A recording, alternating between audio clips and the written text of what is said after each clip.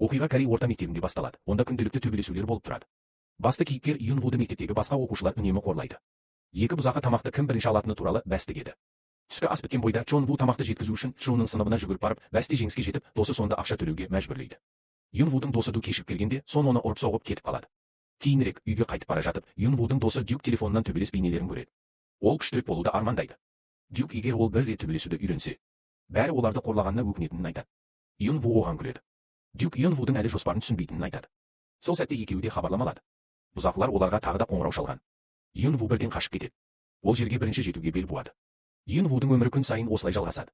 Үйде тіпті Юн Вудың ата-анасы да оның мектепте қорлық көріп жатқанын білмейді. Дегенмен оның әпкесі Юнга бәрін біледі. Юн Вудан небәрі 5 минут үлкен болғандықтан, ол үлкен әпке сияқты әрекет етпейді. Олар жақын достар сияқты қарым-қатынаста. Юнга өзін қорғай алмайтындықтан Юн Вуға әрқашан алаңдайды. Кейінірек Юн Вудың бөлмесіне барып, телефондағы төбелес бейнелерін көріп отырып, аюмен төбелесуді жаттығуды бастайды. Ол сондай күштірек болып, бұзақыларға сабақ бергісі келеді. Сол кезде әпкесі бөлмеге кіреді. Юн Вудың аюдың үстінде отырғанын көріп, жағдайды дұрыс түсінбейді. Юн Ву оған жастық лақтырады. Бұл оны ашуландырады. Ол оған ұрсып, егер ол қалай төбелесу керектігін білсе, аюды ұру орнына бұзақыларға қарсы тұруы керек екенін айтады. Ол бұлай қашу оның мәселелерін ешқашан шешпейтінін қосады. Осыны айтқаннан кейін ол бөлмеден шығып кетеді. Келесі күні екі бұзақының жаңадан келген қызды қорқытып, ақшасын ұрлап жатқанын көреді. Сол сәтте Джайзун мен оның достары қасынан өтіп кетеді. Олар сол қыздардың жігіттері. Кенеттен қыздардың бірі оларға қарсы шығып, бір күні басқа қыздармен көңіл көтеріп жүргендерін айтады. Бір бала секіріп кіріп қыздарды мазақтап, оларды көргеннен кейін достарының қаншалықты керемет екенін түсінгенін айтады. Осы оқиғадан кейін олар кетіп караоке барға барады. Джисун екі досын ән айтуға шақырады. Ол кім? Ең нашар ән айтса, сол сусындардың ақысын төлеуі керек екенін айтады. Қыздар бұл шақыруға келіседі. Тіпті қыздардың бірі бәс тігеді. Ақшаны көрген Джисун көбірек ақша табу идеясын ойлап табады. Кейінірек мектепте Джисун қорқытылып жатқан барлық әлсіз ұлдарды және бай оқушыларды жинайды. Чон Бин барлығына сөз сөйлеп, оларға мүмкіндік бергісі келетінін хабарлайды. Ол олардың арасында кім шынымен ең күшті екенін білгісі келетінін айтады. Ол көше төбелесінен жарыс өткізілетінін мәлімдейді. Кім бәрін жеңіп, жарыста жеңіске жетсе, қорлауды тоқтатады. Жарыс кезінде бай оқушыларға жарыс кезінде кез келген жауынгерді ұрып соғуға рұқсат етіледі. Сунунның сыныбындағы бір бала ойыншыларды да ұра ала ма деп сұрайды. Жасун келіседі, бірақ Санунға сыныбындағы балалардың тым көп сөйлейтінін ескертеді. Соң бірден сұрақ қойғаны үшін баланы ұра бастайды. Олар сондай-ақ кез келген адамға төбелесті жазуға қатаң тыйым салады. Джонг бұл ойындардың мақсаты бәс тігу арқылы ақша табу екенін түсіндіреді. Ол жарыстардың бір ай бойы жалғасатынын және жақын арада басталатынын хабарлайды. Ол барлығына бұл жаңалықты мектеп оқушыларына таратуды айтады. Осы уақыт ішінде біз жақында басқа мектептен ауысқан Мин есімді қызбен танысамыз. Кейінірек Чон Ву үйіне қайтып бара жатқанда Чаонг пен оның достары оны шақырады. Ча Сон Чон Вуға бірінші раундта барлық ақшасын қоятынын айтып қорқытады. Ол Юн Вуға жеңілсе аман қалмайтынын ескертеді. Юн Ву үйіне оралып, ағасының сол қалада ұзақ уақыт тұрғанын біледі. Сондай-ақ ол ағасының жекпе-жек өнері залы бар екенін біледі. Мұны естіген Чон Ву жекпе-жек өнерін үйренуді шешеді. Ол бірден ағасының спорт залына барады. Спорт залдың ішінде тек 3 адам жаттығып жатыр. Юн Ву Юн есімді адамға жақындап, спорт залдың иесі қайда екенін сұрайды. Әлгі адам Юн Вуға қарап, оның мектептегі бұзақы болуы мүмкін деп ойлайды. Сол сәтте Юн Ву ағасы пайда болады. Юн Ву ағасына мектептегі бұзақылармен күресу үшін жекпе-жек өнерін үйренгісі келетінін айтады. Оның ағасы бас тартып, басқаларды жеңу үшін күресуді үйрену оны да бұзақыға айналдыратынын айтады. Бөлменің сыртында Юн Ву олардың әңгімесін жасырын тыңдап отыр. Юн Ву ағасына саябақта бұзақылардан ұрып соққан күнді еске түсіріп талап етеді. Ол осы оқиғаның ағасының жекпе-жек өнерін үйренуінің себебі болғанын айтады. Ағасы сол кезде оның айқын мақсаты болғанын айтады. Ол Юн Вудың жекпе-жек өнерін тек ақылы таза болғанда және оқуының себебін шынымен түсінгенде ғана үйрене алатынын түсіндіреді. Юн Ву спорт залдан шығуға дайындалады. Сол сәтте оған бірдеңе айтылады. Юнгтен хабарлама. Джон одан Дюк күтіп тұрған саябақта кездесуді сұрайды. Джон олардың көбірек көрермендерді тарту және ақша тігу үшін турнирге трейлер түсіргісі келетінін түсіндіреді. Осы себепті олар Юнг Ву мен Дюкті бір-бірімен төбелесуге мәжбүрлейді. Екеуі де жақын достар және төбелескісі келмейді. Алайда бұзақылардың жазасынан қорқып, Дюк Юнг Вуды ұруға келіспейді. Юнг Ву қарсылық білдіруден бас тартып қашып кетеді. Дюк өз досын жарақаттап қоя жаздағанына қатты қайғырады. Келесі күні мектепте Юнг Вуды ұстап алып, оны ұра бастайды. Ол Юнг Вуға төбелесу кезінде қайта қашпауды ескертеді. Юнг Ву ашумен өз сыныбына кіреді. Дюк одан болған жағдай үшін кешірім сұрайды. Юнг Ву Дюкті мүлдем кінәламайды. Содан кейін Дюк Юнг Вуға бірінші раундтағы кездесулер шешілгенін айтады. Олар сыныптан шыққанда жаңа қыз Миннің жанында тұрғанын байқайды. Юн Ву Минге бір көргеннен ғашық болады. Дюк оның бұрынғы мектебіндегі зорлық-зомбылыққа байланысты осы мектепке ауысқанын түсіндіреді. Өкінішке орай оны мұнда да қорлайды. Олар кетіп бара жатқанда Юн Ву мен бұл турнирде жеңіске жетіп, барлық зорлық-зомбылық жасаушыларды жеңемін дейді. Дюк оған күледі, бірақ Юн Ву берік. Ол ағасының спорт залына оралып, оған жекпе-жек өнерін үйрету үшін ақша ұсынады. Ағасы бірден келіседі де Юн Вудың жаттығуы басталады. Сабақ кезінде Юн Ву кенеттен орнынан тұрып жүгіріп шығады. Джисун мен Сангон оның кетіп бара жатқанын байқап, біз ештеңе тапсырыс бермедік, сонда ол қайда бара жатыр деп ойланады. Юн Ву Минге жақындап, оған сусын ұсынады. Содан кейін ол жекпе-жек өнерін жаттықтыру үшін спорт залға барады. Юн Ву одан неге күшті болғың келеді деп сұрайды. Юн Ву жай ғана себебі деп жауап береді. Оның ағасы мен Хунгу оны шындап жаттықтыра бастайды. Біраз жаттығудан кейін Чон Ву өзіне сенімділік алады. Тіпті мектепте де достарына біз бұл үшеуінен әлдеқайда күштіміз. Егер біз оларға бірге шабуыл жасасақ, оларды жеңе аламыз. Осылайша біз достарымызға зиян келтірудің қажеті болмайды дейді. Дегенмен Чон Ву мен оның достары олармен кездескенде, Чон Вудан басқа ешкім алға шықпайды. Турнирдің бірінші раунды басталады. Юн Вудың алғашқы кездесуі артық салмақты балаға қарсы өтеді. Жекпе-жек басталғанда барлық оқушылар бәс тігеді. Дюк Чон Вуға бәс тігеді. Юн Вуды алдымен бала бірнеше рет ұрып соғады. Содан кейін Юн Ву өзін босатып, баланы бір соққымен есінен тандырады. Қарап тұрғандардың бәрі таң қалады. Бала есін жиғанда Чон Ву кешірім сұрайды. Бала ашуланбайды, тіпті Юн Вуға жігерлендіретін бірдеңе айтады. Кейінірек жүріп бара жатып, Юн Вуды әпкесі Юнха көреді. Ол мектептен кейін де қорқытып жатыр ма деп алаңдайды. Алайда Юн Вуға қоңырау шалып, алыстан жоғалып кетеді. Ол спорт залға оралып, жаттығуын жалғастырады. Көп ұзамай ата-анасы мен әпкесі оның мінезіндегі өзгерістерді байқайды. Юн Ву оларға жекпе-жек өнерін үйреніп жатқанын айтпайды. Бір күні ол өз бөлмесінде жаттығудан алған жарақаттарын тексереді. Юнха оның жарақаттарын көріп, қорқытушылар оған шабуыл жасады деп ойлайды. Ол оған қарсы тұрмағаны үшін айқайлайды, бірақ Юн Ву ашуланып оны бөлмеден қуып жібереді. Келесі күні Дюк басқа баламен төбелеседі. Ол Юн Вуға ақша беріп қарсыласына бәс тігуін сұрайды. Егер бала жеңілсе де, Дюк 2 есе жеңе алады. Төбелес кезінде Дюк баланың басына кездейсоқ соғып, есінен танып, жеңіліске ұшырайды. Дюктің жоспары сәтсіз аяқталып, ақшасы босқа кеткенімен Юн Ву оны оған қайтарады. Ол мен екеуіңе де бірдей бәс тігемін дейді. Герцог қатты қуанды. Юн Ву жаттығуда өзін одан сайын күшейтеді. Сонымен қатар көше турнирі жалғасады. Балалар қатты төбелесіп жатыр, ал басқа бұзақылар қарап көңіл көтеріп, бәс тігуден ақша табады. Юн Ву күн сайын жаттығу жасап, күшеюге бел буады. Чун оның жекпе-жегін көргеннен кейін оның жақсарғанын байқайды. Сол кеште Юн Ву Йонмен, ағасымен және басқалармен кешкі асқа барады. Юн Вуға, сен сол бұзақыларды жеңу үшін жекпе-жек өнерін үйреніп жатқаныңды білемін дейді. Юн Ву келісіп басын изеп, неге жаттығып жатырсың деп сұрайды. Йон былай деп түсіндіреді, мен аз қамтылған. Балаларды өзін-өзі қорғауға үйрететін орталық ашуды жоспарлап отырмын. Мен оларды кәсіби жауынгерлер еткім келмейді, тек өздерін қорғай алатындай күшті болғым келеді. Йон өзінің өткен қиындықтармен бөлісіп көзіне жас алады. Кейінірек Юн Вудың әпкесі өтіп бара жатып, оны сол жерден көреді. Ол қателесіп, Юн Вуды мазалап жатыр деп ойлайды. Ол кіріп, оның шуіне кедергі келтіріп, аға, ол мектеп оқушысы, сен оны шуге мәжбүрлеп жатырсың дейді. Юн Ву араша түсуге тырысады, бірақ ашуланады. Содан кейін ол ағасын байқап, шындықты түсінеді.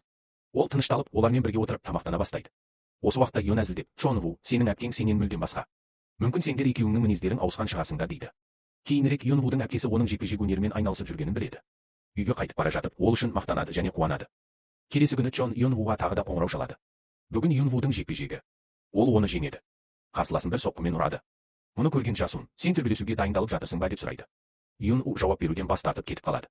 Жарыс кезінде Юн Вудың досы оған бәс тігу арқылы көп ақша табады. Сонымен қатар мен Юн Вуға жақындап, оның бет әлпетінен қан кетіп жатқанын байқайды.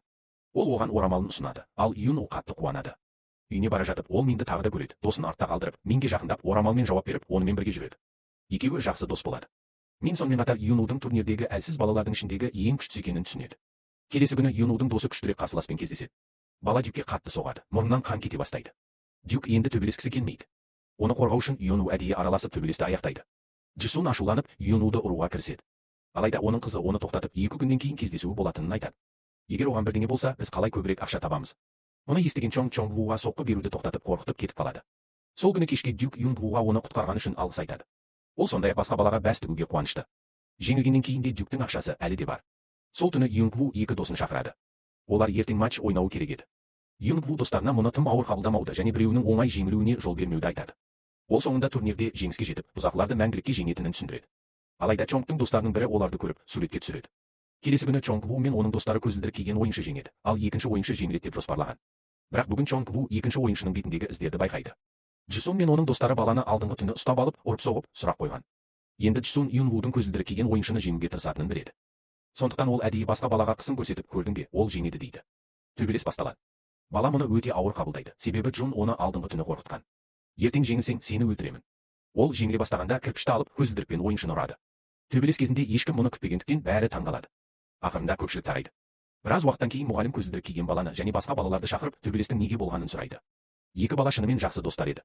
Алайда олар бұл туралы ештеңе білмейтіндіктерін жоққа шығарады. Сонымен қатар, Джун мен оның достары ұсталып қалудан қорқады. Джисун оларды ештеңе болмайтынын айтып тыныштандырады. Кейінірек, кірпіш лақтырған баланың үйіне бір адам келеді. Ол баланың ата-анасына ұлдарының мектепке ауысқаны жақсы болар еді дейді. Сонымен қатар, Юн Ву қандай да бір себептермен спорт залға баруды тоқтатады. Сол сәтте Дюк оған келіп, досының басқа мектепке мәжбүрлеп ауыстырылып жатқанын түсіндіреді. Юн Ву өзін дәрменсіз сезінеді. Содан кейін Юн Вудан бір жерге келуін сұрайды. Юн Ву келгенде Юн оған келесі кездесудің мәліметтерін айтады. Юнву қазір тоқтат. Біздің достарымыздың бірі ауруханада дейді. Джайон Юнвуды ұрып, мұның бәрі сенің кесіріңнен. Сен ақылды болуға тырыстың. Бұл жолы ештеңе істеме дейді. Юнву үнсіз қалады. Ол үмітін үзе бастайды. Ол бірнеше күн бойы спортзалға бармаған. Сол сәтте оны ағасы көреді. Ол Юнвумен сөйлесіп былай дейді: неліктен жекпе-жек өнерімен айналыса бастағаныңды ұмытпа. Сол кезде Юнвудың әпкесі спортзалда оның орнына отырады. Ол жекпе-жекпен айналыса бастайды және көңілді уақыт өткізіп жатыр.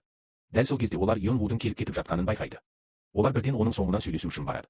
Юнвумен жалғыз сөйлесіп, оны жеке жерге апарады. Ол Юнвуға мектепте қорлаған ұлы болғанын, бірақ Юн бұл жағдайды елемегенін айтады. Ақырында ұлы шыдай алмай ғимараттан секіріп, бүгінгі дейін ауруханада жатыр. Юнву Юнның әңгімесіне қатты қайғырады. Кейін ол үйіне бара жатқанда бұрын Юнмен бірге жүрген сол бұзақылардың енді оның әпкесі Юнханы қорлап жатқанын байқайды. Бірақ Юнга үндемейді. Ол қатал қарсылық көрсетеді.